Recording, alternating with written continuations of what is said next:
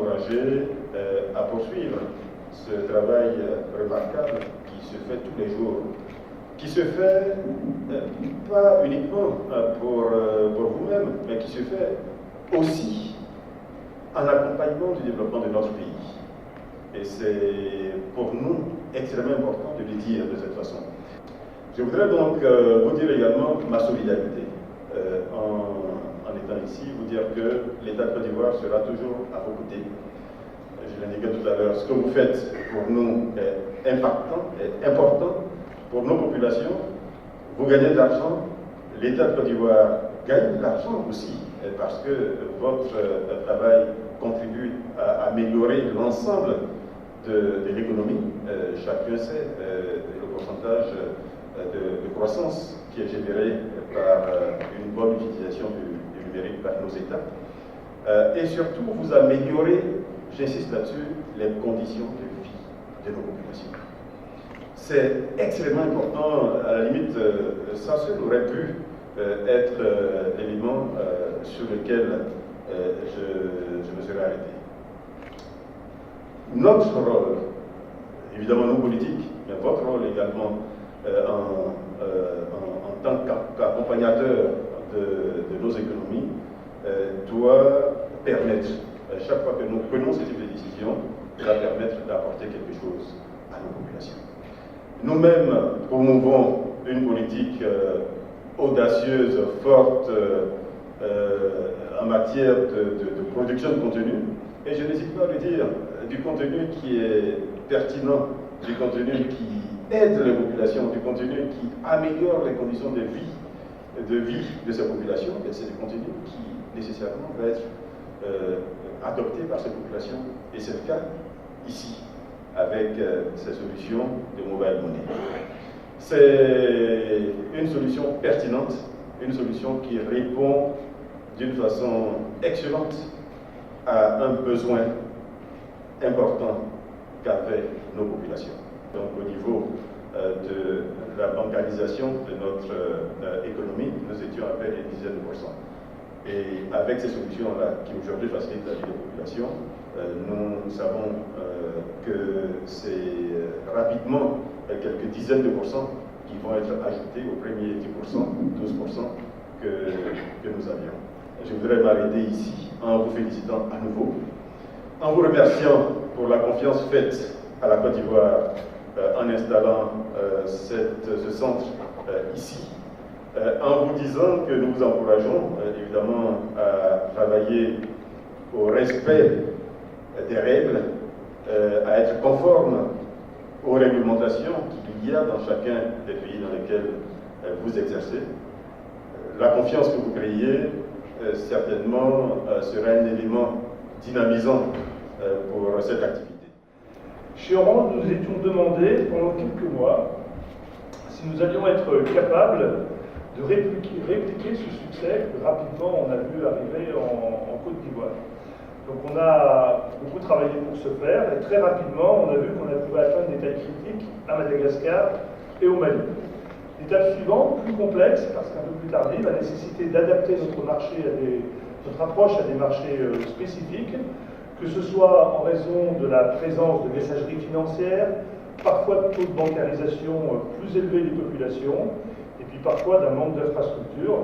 Et ces 2 dernières années, nous avons, après les premiers succès que je viens de citer, confirmé ces succès par des succès à une croissance forte au Sénégal, au Cameroun, au Botswana et en Guinée, chacun ayant trouvé un modèle spécifique.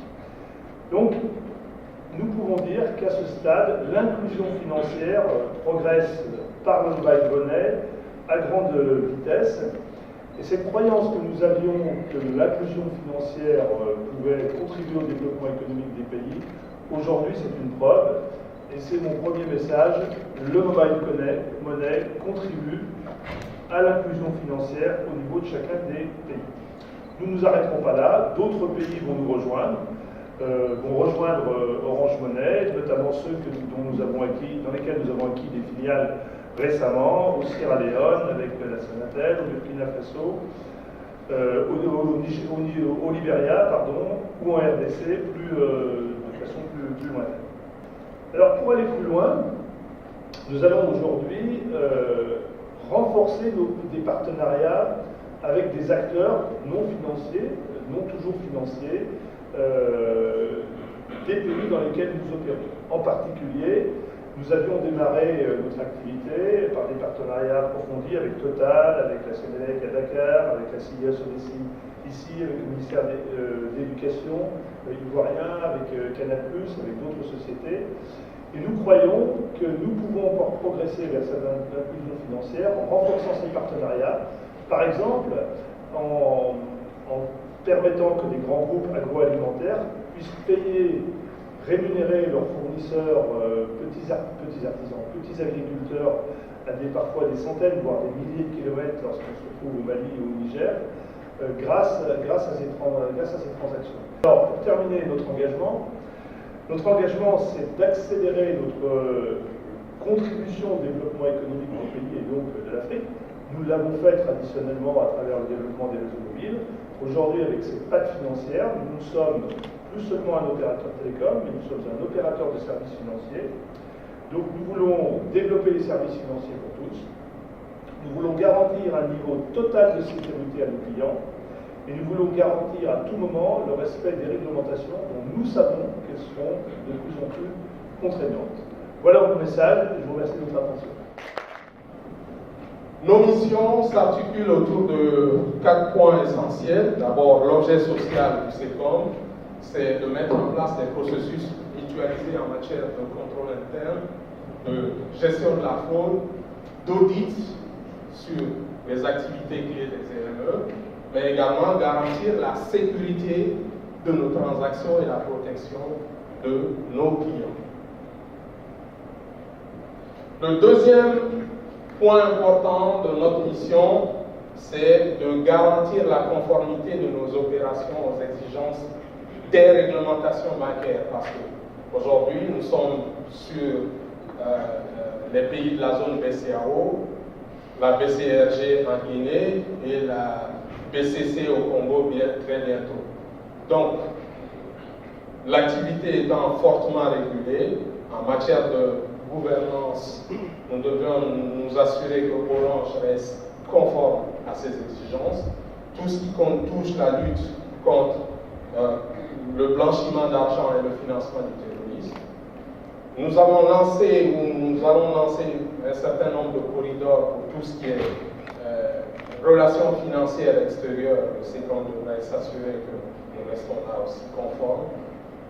La troisième mission du SECOM, c'est aussi de jouer ce rôle de conseiller auprès des EME afin de mieux traduire les exigences des différentes réglementations bancaires et les accompagner dans le développement des produits et services. Et enfin, la dernière mission du SECOM, qui est une mission très importante, nous ne regardons pas à l'horizon d'un seul pays, nous regardons l'ensemble du dispositif Orange. Donc notre objectif est de faire en sorte que l'ensemble des processus et principes de fonctionnement définis par la conformité groupe soient respectés et également les dérogations compte tenu des particularités du pays soient mieux encadrées.